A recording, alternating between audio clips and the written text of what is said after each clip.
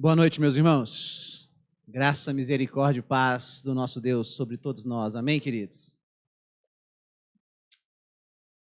Meus irmãos, como é bom servir o Senhor. Deus tem feito maravilhas no nosso meio. Amém? Eu gostaria de prosseguir. Eu tenho falado em partes sobre esse tema, as exortações no livro de Hebreus. Eu até pensei em tentar encerrar hoje, porque são 5 exortações principais no livro. Mas depois eu vi que não vai dar certo. Então nós vamos para a parte 4 e futuramente, Deus permitindo, nós vamos para a parte 5 para poder encerrar essa série aí, ok? Já pode até abrir a sua Bíblia no livro de Hebreus, no capítulo 10. Pode pular para o próximo slide aqui, por favor. Isso. Nós temos falado sobre isso que eu chamei de uma escada ou a escada da morte. Nós já falamos sobre a negligência, sobre a incredulidade, sobre a apostasia e hoje nós vamos falar sobre pecado voluntário, que está aqui em Hebreus capítulo 10. Então, você pode abrir a sua Bíblia em Hebreus capítulo 10, nós vamos ler esse texto, vamos falar um pouco sobre isso, olhar também um exemplo bíblico do que é isso, mas antes eu gostaria de orar mais uma vez, amém? Você pode fechar os seus olhos agora? Santo Deus, Todo-Poderoso, eu quero exaltar o Teu nome, bendizer o Teu nome, te glorificar, Senhor. Só o Senhor é Deus, não há outro. A Ti nós servimos e adoramos. Nós somos Teus, esse ambiente é Teu. A comunidade do caminho é Tua, Senhor. Deus, em nome de Jesus, fala aos nossos corações, ministra aos nossos corações através da Tua palavra. Traz edificação, promova, Senhor, ó Deus, tudo aquilo que o Senhor quiser fazer, da maneira que o Senhor quiser fazer, faça nessa noite, através do Teu Espírito, com liberdade, ministra, Senhor. Ó Deus, toda distração, toda tentativa do inimigo, Deus, de atrapalhar, Senhor, o frutificar da semente, nós repreendemos agora em nome de Jesus. Toda e qualquer tentativa do mal, de trazer, Pai, dispersão, distração, todo espírito observador, nós repreendemos agora em nome de Jesus aqui, Senhor. Declaramos, Deus, que os nossos corações e mentes estão cativos, Deus, ao Teu ensinamento, à Tua luz, ó Deus. Em nome de Jesus, Pai. Fala conosco, opera no nosso meio, Pai. Nós oramos agora, Senhor, em nome de Jesus. Amém. Então vamos lá, Hebreus capítulo 10, versículo 26.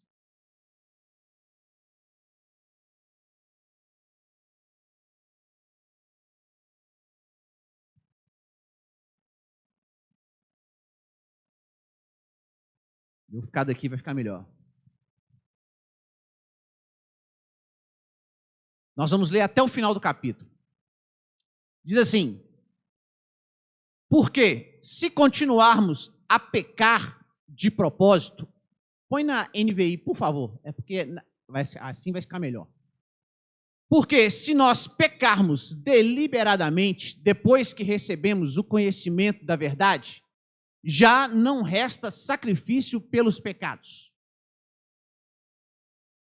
mas apenas uma terrível expectativa de juízo e de fogo intenso que consumirá os adversários ou inimigos de Deus.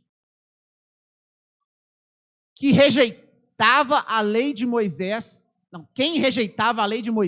morria sem misericórdia pelo depoimento de 2 ou 3 testemunhas. Quão mais severo castigo julgam vocês merecer aquele que pisou o Filho de Deus, considerou profano o sangue da aliança, pelo qual ele foi santificado e insultou o Espírito da graça? Pois conhecemos aquele que disse: minha é a vingança, eu retribuirei, e também o Senhor julgará o seu povo. Algo terrível é cair nas mãos do Deus vivo. Lembrem-se dos primeiros dias, depois que vocês foram iluminados, quando suportaram muita luta e muito sofrimento. Algumas vezes vocês foram expostos publicamente a insultos e tribulações. Em outras ocasiões, fizeram-se solidários com os que assim foram tratados. Vocês se compadeceram dos que estavam na prisão e aceitaram alegremente o confisco de seus próprios bens, pois sabiam que possuíam bens superiores e permanentes. Por isso, não abandonem a confiança que vocês têm. Ela será generosamente recompensada.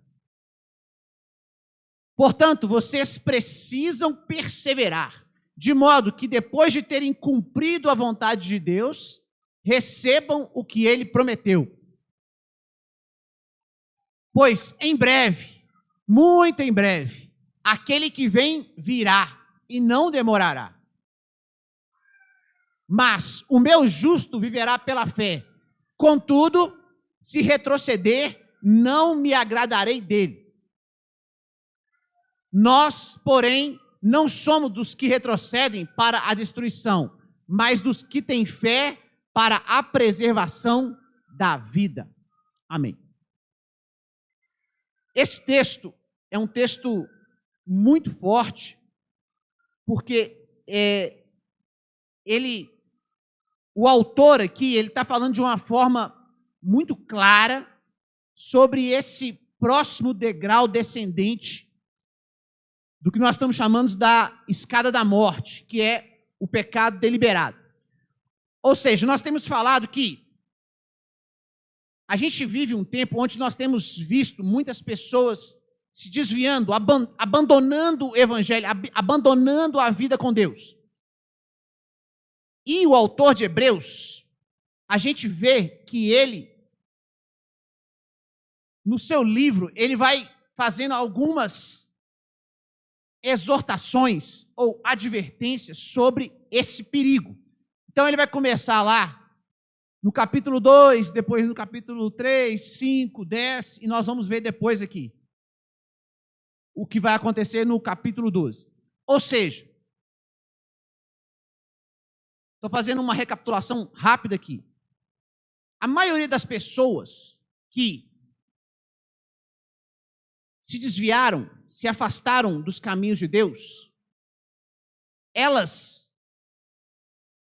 isso não acontece de uma forma instantânea. Normalmente isso é um processo de queda. E é o que nós chamamos aqui de uma escada descendente da morte espiritual. Ou seja, normalmente a pessoa começa negligenciando princípios, depois passa a não crer, não acreditar nas coisas de Deus, passa a se afastar um pouco da fé, depois ela começa a se esfriar, que é o que a gente chama biblicamente de apostasia, e aí chega no que nós falamos hoje sobre pecado voluntário ou pecado deliberado. Pode tirar isso aqui, pode colocar o slide comum aqui, porque a luz está batendo exatamente no meu olho aqui. E o texto que a gente começou a ler, pode colocar o versículo 26 de novo, deixa o versículo 26 aqui, porque ele é a base. Hebreus 10, 26. Ele fala algo muito interessante, o autor de Hebreus está falando algo muito interessante aqui. Ele fala sobre pecar deliberadamente. Meu irmão, esse termo aqui, pecar deliberadamente, não é aquele pecado que a pessoa desliza e comete, ou a pessoa, por um descuido, uma falta de vigilância, ela vai cometer. Não é sobre isso que ele está falando aqui. Ele está falando aqui sobre algo mais avançado em termos de pecado. Por isso que nós estamos falando dessa descendência da escada da morte. E a gente observa que, infelizmente, a Bíblia, ela é perfeita, meus irmãos. Ela é atualíssima. Mesmo tendo sido escrita, por exemplo, esse livro, há aproximadamente 2000 anos atrás, o Espírito Santo de Deus já estava preparando a igreja para aquilo que ia acontecer. Mas, como o próprio texto diz, e o texto mais na frente fala assim, ó, aquele que vem virá e não demorará. O que nós temos visto é que a cada dia que passa, mais próxima a volta de Jesus está. Sim ou não? Sim, claro. E, consequentemente, o que nós temos visto é que mais e mais as pessoas têm se afundado na iniquidade e no pecado. Mais e mais.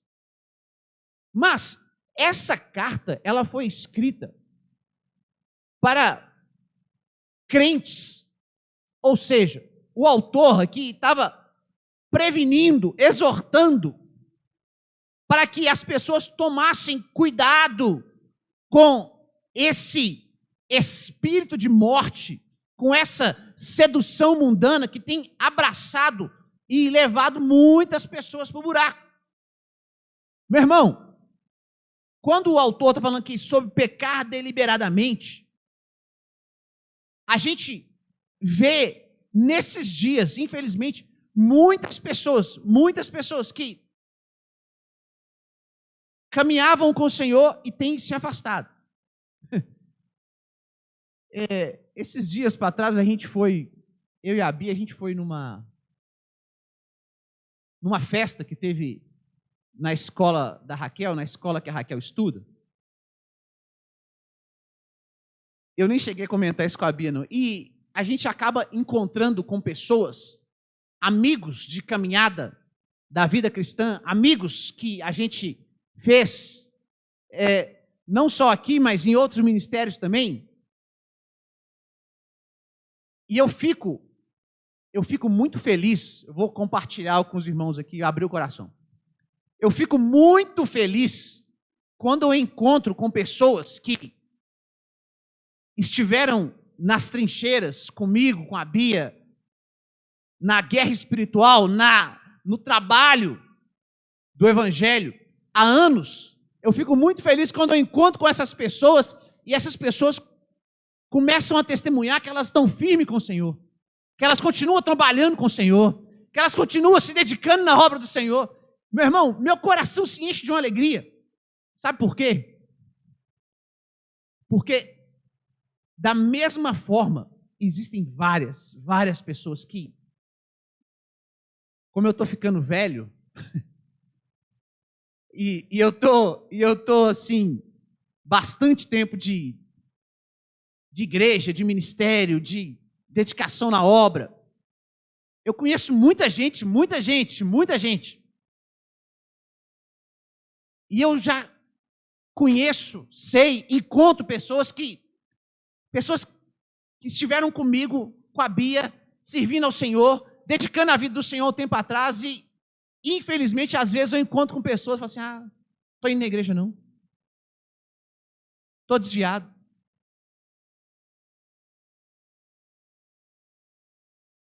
E me entristece ainda mais, porque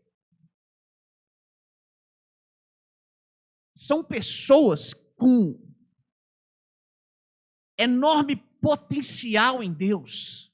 Pessoas que eu já vi, já presenciei serem extremamente usadas na mão de Deus, dentro do seu chamado ministerial, dentro dos dons espirituais, pessoas que foram usadas tremendamente para abençoar outros, pessoas que levaram outros, discipularam outros, e às vezes a gente encontra com essas pessoas, e essas pessoas falam assim, não estou servindo a Deus não, estou meio desviado, aconteceu tal coisa. E às vezes as pessoas, elas não têm, por causa dessa cegueira espiritual, por causa desse esfriamento, dessa apostasia, as pessoas não têm percebido o perigo que é isso. Esse texto, meu irmão, esse texto é um texto muito forte. Muito forte. Porque o autor está falando aqui, olha, no versículo 26, se continuar pecando deliberadamente, já não há sacrifício. Ele está dizendo aqui nesse versículo o seguinte: uma vez que a pessoa conheceu a Deus de verdade, foi iluminado pela luz do Senhor, não existe um plano B de Deus para dar uma solução para a vida dessa pessoa. É isso que ele está dizendo. Deus não trabalha com plano B.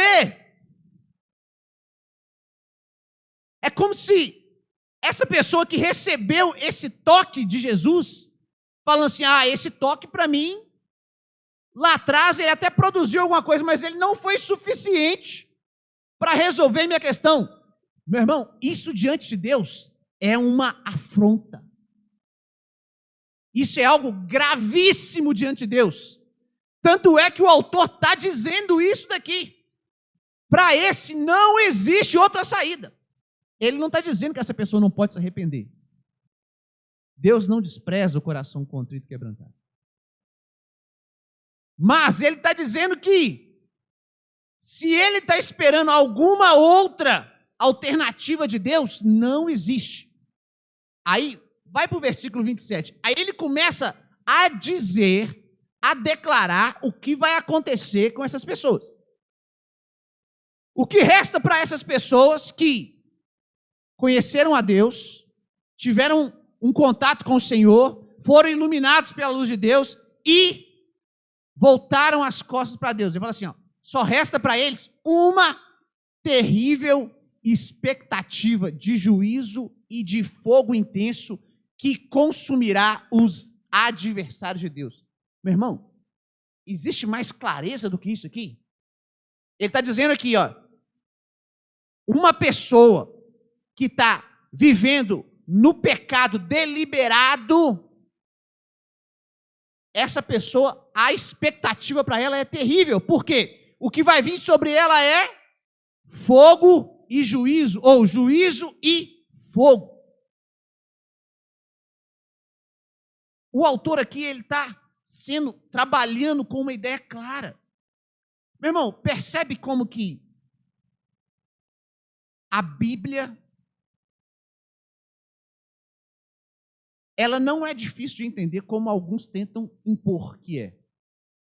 Textos como esse não são difíceis de entender. Só que, infelizmente, a gente não vê textos como esse sendo pregados. As pessoas hoje querem ser afagadas no seu ego. Elas querem receber uma pregação egocêntrica, uma pregação que muitas vezes vai trazer apenas um combustível ali de ânimo. Não que isso em algum momento não seja bíblico, não é isso que eu estou dizendo. Mas o evangelho não está limitado a isso. Na verdade, a mensagem do evangelho é uma mensagem de arrependimento. A palavra que nós precisamos urgentemente voltar para ela é a palavra do arrependimento. Por quê? Essas pessoas, e isso engloba todos nós aqui, inclusive eu, se estivermos no pecado deliberado, diante de Deus, nós somos inimigos. E para os inimigos de Deus, a expectativa que resta é juízo e fogo, como está escrito nesse texto aqui. Meu irmão, a gente não pode brincar com as verdades que a Bíblia nos traz. E traz de maneira clara, claríssima. versículo 28. Esse versículo, ele traz luz sobre uma coisa que, às vezes, muitas pessoas têm dúvida. Ele vai fazer uma comparação, o versículo 28, os seguintes aqui, entre a lei de Moisés, ou a antiga aliança e a nova aliança. E olha a conclusão que o autor e nós podemos chegar facilmente a ela. Vamos lá. Quem rejeitava a lei de Moisés morria sem misericórdia pelo depoimento de 2 ou 3 testemunhos. Ou seja, dentro da lei mosaica, se a pessoa rejeitava os mandamentos de Deus ali, pela própria lei, se 2 ou 3 testemunhas falassem contra ela, aquela pessoa era morta. Isso era severo? Sim ou não? Sim. Era algo severo. Era algo duro. Aí, continuamos.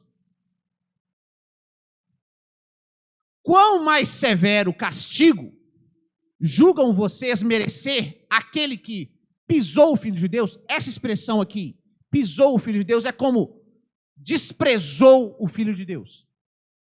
Considerou profano o sangue da aliança pelo qual ele foi santificado e insultou o Espírito da graça. Ele está perguntando, ele está dizendo assim, se vocês consideram que era severo na antiga aliança, vocês não acham que vai ser muito mais severo agora com alguém que vai fazer essas práticas de desprezar?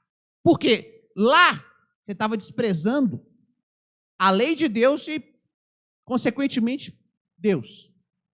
Mas aqui, você teve um contato direto, é isso que ele está falando. Uma pessoa teve um contato direto com a luz, um contato direto com a salvação de Jesus, com o toque do Senhor. E essa pessoa vira as costas, ele está falando assim, vocês acham que não vai ser muito mais severo o que essa pessoa vai receber? Aí, vamos chegar à seguinte conclusão. Às vezes as pessoas apresentam, e eu já ouvi isso muitas vezes, as pessoas falam assim, nossa, como era difícil viver na lei de Moisés, as coisas lá eram mais complicadas, eram mais duras. Meu irmão, se a gente, nós estamos debaixo de uma nova aliança, né? O apóstolo Paulo fala assim em Romanos 6, porque estáis debaixo da graça e não debaixo da lei. O pecado não mais terá domínio sobre vós. Ele está dizendo o seguinte, nós estamos debaixo da graça, mas ele não está dizendo, porque o fato de estarmos debaixo da graça, que isso, se nós não agirmos de maneira correta e coerente com Deus, que isso não vai trazer uma consequência severa. Ou seja, esse texto está dizendo claramente que muito mais severo vai ser na nova aliança. Aqueles que experimentar a nova aliança e virar as costas para Deus muito mais. Prossiga. Pois conhecemos aquele que disse, minha é a vingança. Aí ele começa a citar alguns textos aqui do Antigo Testamento para dizer que a ação ou o julgamento de Deus com aqueles que desprezam o próprio Deus vai ser terrível. Ele fala assim, minha é a vingança, eu retribuirei, e também o Senhor julgará o seu povo. Próximo. Algo terrível é cair nas mãos do Deus vivo. Meu irmão, esses textos aqui, eles estão sendo colocados aqui de uma maneira muito clara para trazer um alerta para o nosso coração. Às vezes, as pessoas têm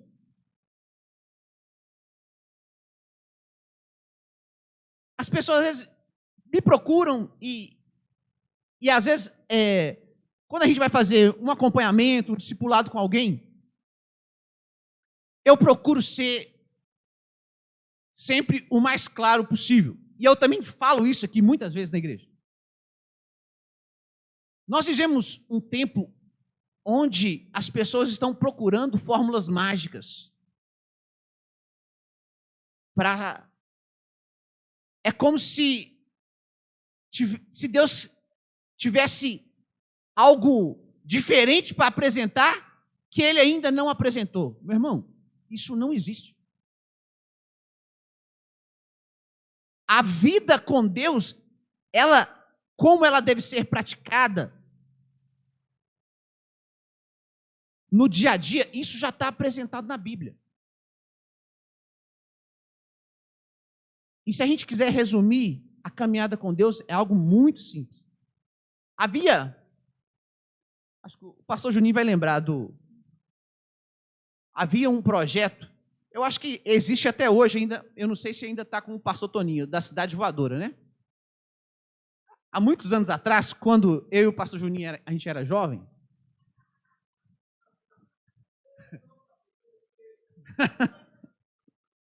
eu sou mais velho, né? Tá certo. Quando a gente era jovem, tinha um projeto evangelístico chamado Cidade Voadora, que acontecia ali no centro da cidade. Era toda segunda-feira, né? Toda segunda-feira, por muitos anos, ele aconteceu ali num edifício ali na Afonso Pena. Depois ele mudou para a Igreja Metodista Central. E quem conduzia esse projeto era o pastor Toninho. E ele dava alguns cursos de despertamento espiritual e evangelismo. Coisa muito boa. Quem aqui já ouviu falar desse projeto Cidade Voadora? Engraçado, né? Eu não vou comentar isso, não. Aí, ele falava uma coisa seguinte. Ele falava assim, a vida com Deus é BOIS. Ele usava essa sigla. BOIS. B-O-I-S. Bíblia, oração, igreja e santidade. E ele falava isso, repetia, você lembra disso? Ele repetia muito isso, muito isso. E eu, na época, por mais eu ter gravado isso, eu não conseguia captar ainda a verdade que estava carregada naquelas palavras daquele homem. Por quê? Está tudo aqui, querido. Bíblia, oração, igreja ou comunhão, estar no meio dos irmãos, santidade. Se a gente se dedicar nisso, a nossa vida com Deus vai ser uma maravilha. A gente, como diz o texto ali, se a gente se aplicar na Bíblia, na oração, na igreja, na santidade, a nossa vida com Deus, ela não vai recuar, mas pela fé, nós vamos ser daqueles que perseveram, que avançam. Amém, queridos? Próximo. Vamos aqui que eu ainda tenho muita coisa para falar. Esse texto é maravilhoso. Então ele falou sobre o pecado deliberado, depois ele falou sobre as consequências daquele que vivem no pecado deliberado. Agora ele vai começar a animar os irmãos. A partir desse versículo 32 aqui até o final. Ele vai começar a trazer uma palavra de ânimo para os irmãos. Por quê? Com certeza o autor de Hebreus sabia que alguns estavam se desviando. Aí ele começa a dizer, lembrem-se dos primeiros dias, depois que vocês foram iluminados, quando suportaram muita luta e muito sofrimento. Deixa aqui por enquanto. Meu irmão, esse versículo, ele serve para cada um de nós. Para a gente fazer exatamente o que ele está dizendo aqui. Ele fala assim, lembrem-se. Ele está dizendo aqui, lembra de quando você aceitou ou recebeu a revelação, a iluminação do Senhor, quando você nasceu de novo. E ele está dizendo para aqueles irmãos o seguinte, no contexto deles, eles viviam debaixo de uma enorme perseguição, de muita adversidade para viver o Evangelho.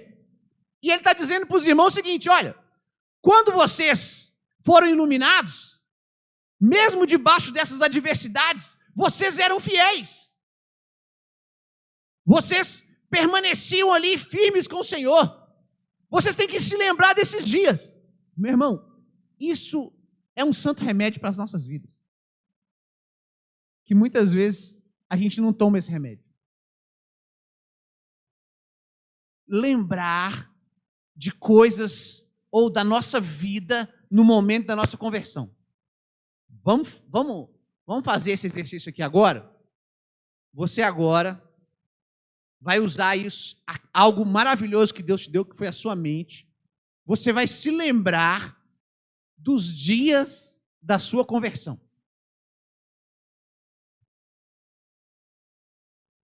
Está fazendo isso? Puxou na memória? E eu vou te dizer algo. Vai encaixar para a maioria aqui, eu sei. Nos dias da sua conversão, você recebeu oposição de algum lado na sua vida. Eu sei que recebeu. Pode ter sido na sua família, pode ter sido no seu trabalho. Agora eu vou te dizer outra coisa. Isso não é adivinhação não, tá, irmão? É constatação verdadeira. Vou dizer outra coisa. Mesmo debaixo das adversidades, das oposições que você viveu nos dias da sua conversão, você estava alegre em servir o Senhor. Como que você sabe disso, pastor? Porque eu acabei de ler o texto que o autor de Hebreus está falando sobre isso aqui, ó. Ele estava assim, lembra dos dias da sua conversão. Lembra de como você ali, ó, estava firme com o Senhor. Agora, muitas pessoas, infelizmente, muitas pessoas hoje,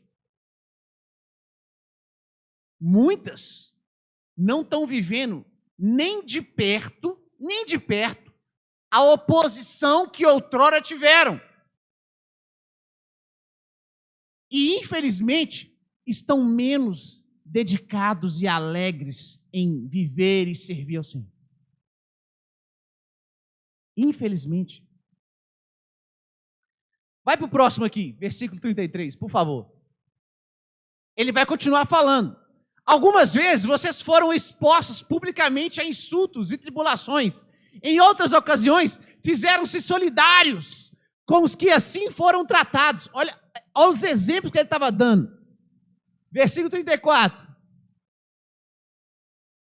Vocês se compadeceram dos que estavam na prisão e aceitaram alegremente o confisco dos seus próprios bens, pois sabiam que possuíam bens superiores e permanentes. Meu irmão, que coisa tremenda isso aqui. Esse é o verdadeiro evangelho. O autor está dizendo aqui, olha, vocês, quando vocês se converteram, vocês creram e sabiam que o que Deus estava preparando para vocês e tem preparado para vocês são bens permanentes, eternos, não se comparam com nada que esse mundo, com que essa era pode oferecer. É disso que ele estava dizendo aqui. Infelizmente hoje, muitas pessoas estão caindo nas seduções do presente século, nas armadilhas. Prossiga, versículo 35, por favor. Por isso, não abandonem a confiança que vocês têm.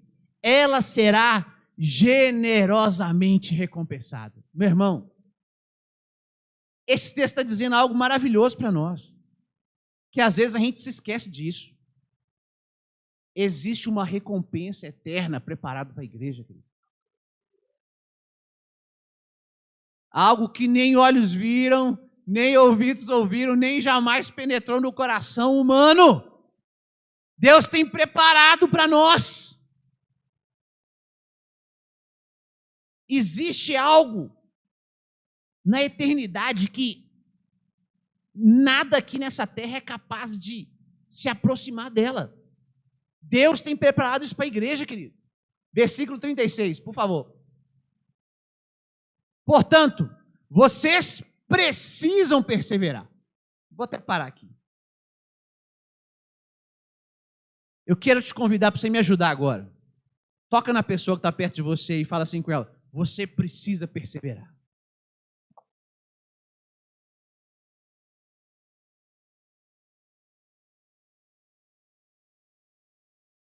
Ele está dando aqui agora a chave para a gente permanecer, querido. Para a gente ser vitorioso nessa caminhada. Nós precisamos perseverar. Perseverança faz parte da nossa caminhada, querido. Sabe o que está nos dizendo? Que a gente precisa aplicar força nessa vida espiritual, senão o negócio não anda, não. De modo que, depois de terem cumprido a vontade de Deus, recebam o que Ele prometeu. Amém? Próximo. Pois em breve, muito em breve, aquele que vem virá e não demorará. Olha o que ele está dizendo aqui. Meu irmão, esse ano nós temos trabalhado com esse tema, preparando-nos para a volta do Senhor.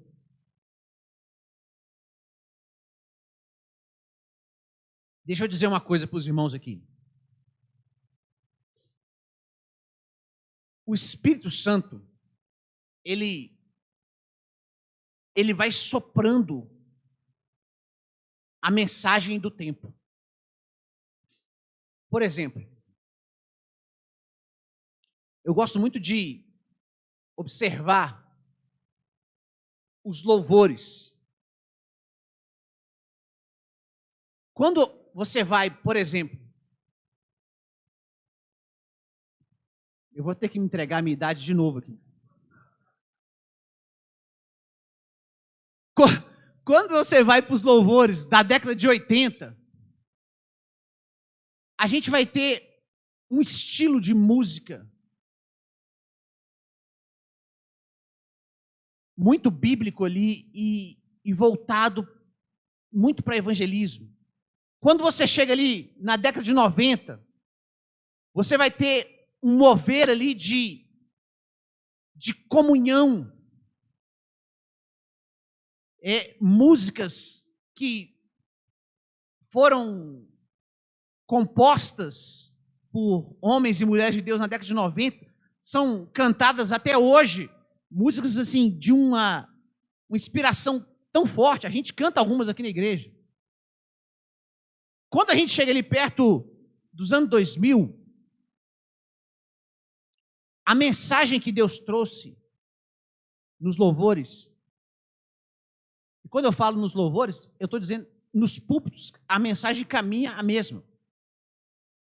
Era uma mensagem de avivamento, de despertamento.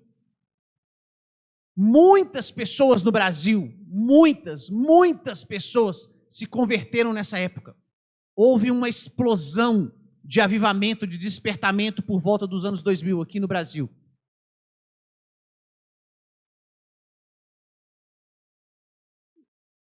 Se a gente olhar agora, eu vou dar um salto maior.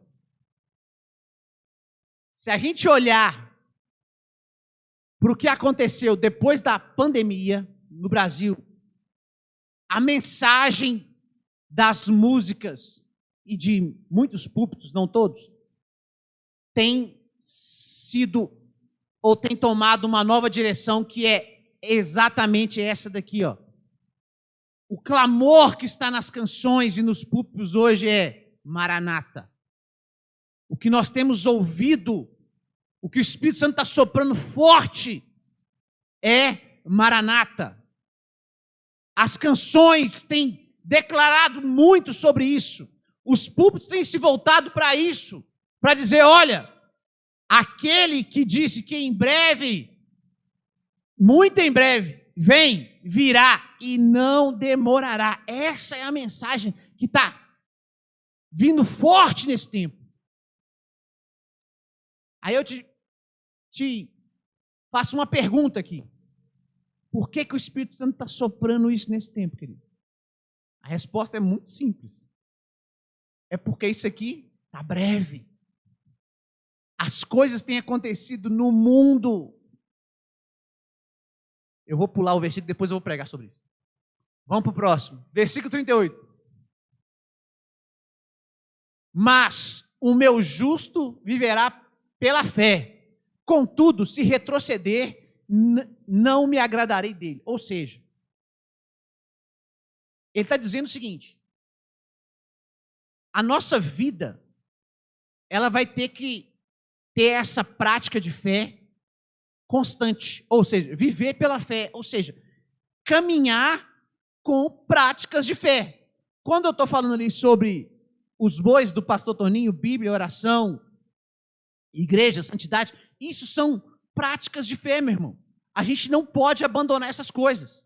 Se a gente começa a abandonar, negligenciar, que é o primeiro degrau da descida, essas coisas, a gente vai começar a entrar numa decadência espiritual. Próximo.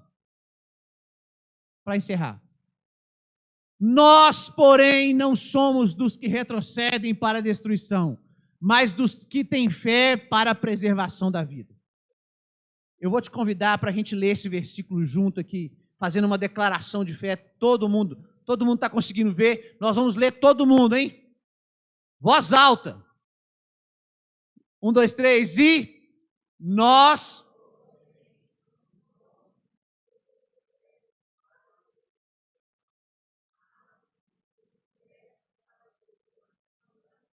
Diga amém. Esses somos nós, amém, queridos? Dê um aplauso ao Senhor por isso, querido.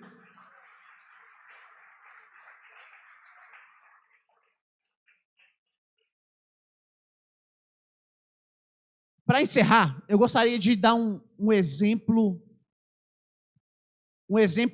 bíblico de algo sobre isso. Existe um homem na Bíblia chamado Demas. Você já ouviu falar sobre Demas? Vamos falar um pouco sobre Demas. Existem 3 textos no Novo Testamento que falam sobre esse camarada, esse Demas. Eu vou pedir os irmãos para colocar para mim aqui. Primeiro, Colossenses 4,14. Coloca aqui, por favor.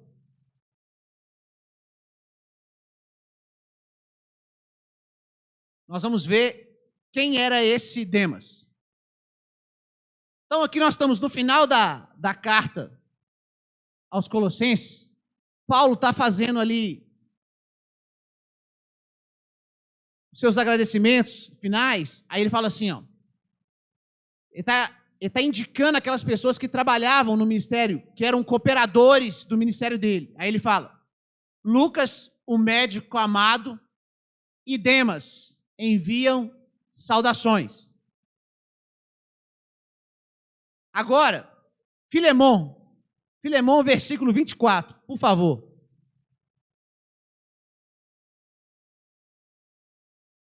Da mesma maneira, no final da carta de Filemon, ele diz assim, assim como Marcos, Aristarco, Demas e Lucas, meus cooperadores. Ou seja, você já descobriu quem era Demas. Quem que era Demas? Demas era um cooperador do ministério de Paulo. Era alguém que estava ali junto na batalha com Paulo, ajudando Paulo. Alguém que cooperava com o ministério de Paulo e, consequentemente, com as igrejas. Era alguém que era importante ao ponto de ser citado por Paulo como seu cooperador em 2 cartas. Detalhe, essa carta de Filemon, ela é uma carta que Paulo já escreveu ela na prisão. Mas agora, vamos ver a terceira citação que está em 2 Timóteo, de Demas. 2 Timóteo 4,10. Pode colocar o 9. 2 Timóteo 4,9. Isso. Esta foi a última carta que o apóstolo Paulo escreveu. É a sua carta de despedida. Ele já estava na prisão para ser executado. Aí ele começa a dizer assim, ó. Paulo está escrevendo a um cooperador dele, que era Timóteo. Uma carta pastoral diretamente para o pastor Timóteo. Aí ele fala assim, ó. Procure vir logo ao meu encontro. Pois Demas, amando este mundo, abandonou-me e foi para Tessalônica. Crescente foi para a Galácia e Tito para Dalmácia. Ou seja, aquele Demas, que era um cooperador, o que aconteceu? Amando este mundo, abandonou-me e foi para Tessalônica. Percebe o seguinte, irmão. Desde a igreja primitiva, a gente vê exemplos de pessoas que, em algum momento, eram firmes no ministério, firmes com Deus, participantes, cooperadores, e por algum motivo caíram, tropeçaram. E o interessante é que ele dá um motivo, ele fala assim, ó, amando este mundo. Meu irmão, esse é um alerta muito grande que nós temos que abrir nossos olhos. Existem muitas pessoas que estão tentando fazer ou querem conciliar algo que não pode ser conciliado.